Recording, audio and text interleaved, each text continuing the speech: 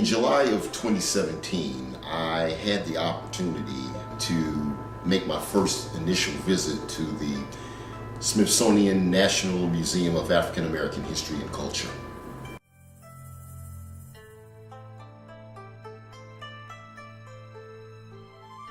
We went down to the museum and wow, just the excitement and the anticipation of going there. You, of course, had heard all the stories from all of those that had went previously and maybe are coming back and going on maybe their second or third visit or whatever.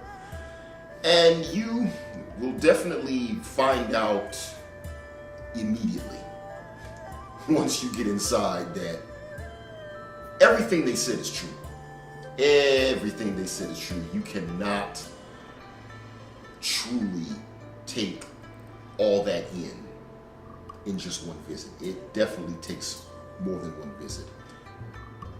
When we went there, I know for myself, I tried to, because I didn't know when I would be back, and I still don't know. But when I went down there, I decided to give myself somewhat of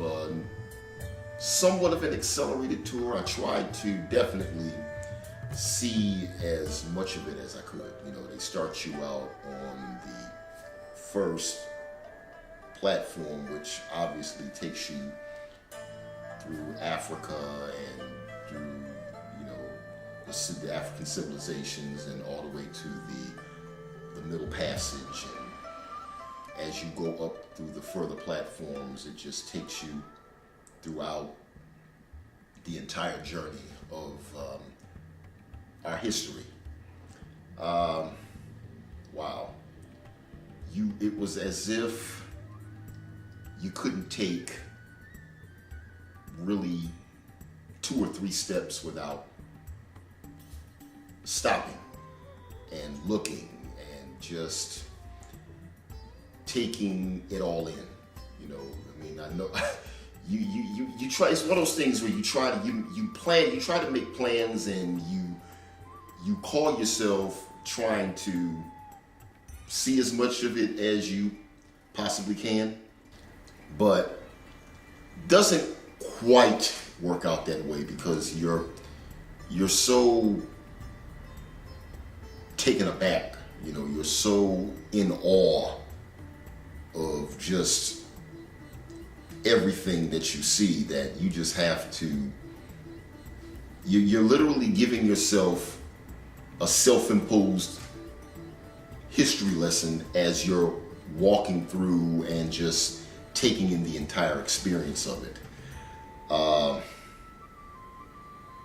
Just about everything I saw there pretty much blew my mind. There were things that, of course, you thought you knew, but you really didn't know. And it's really, it's one hell of a teaching mechanism.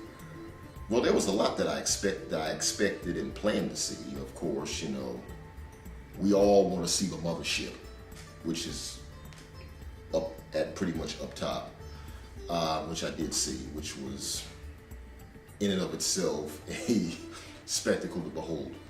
But there were many other things that, you know,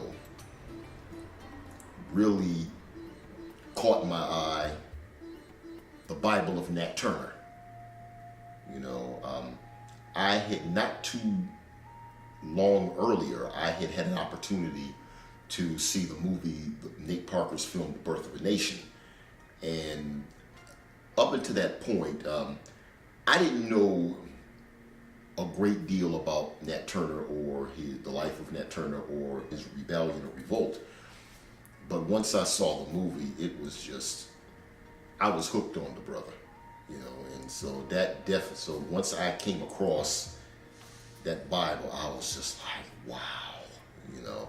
There was also the shawl of our dear ancestor Harriet Tubman. And, you know, certainly, particularly living here in Western New York, you know, she has her own roots within our area in Auburn, New York. And so that definitely was a special moment in itself. The statues of Tommy Smith and John Carlos, they have these huge statues of them putting the fist up in the air at the 1968 Olympics. Just remember feeling so proud of those brothers. So that definitely was meaningful to me. Walking through the museum as well and coming across this gigantic picture of Malcolm X, and I just had to get a picture of myself standing in front of it. So that's actually, well, for one of the few pictures that I took of myself, that was definitely one that I cherished.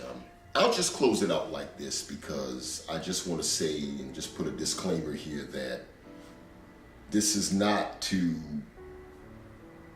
take away from, don't just go off of this video or anything you see in this video and just take it as just that.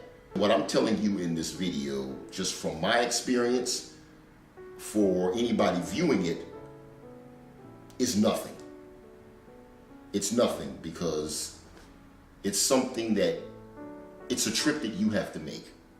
It's a pilgrimage, basically. One has to go to the museum and see it for themselves.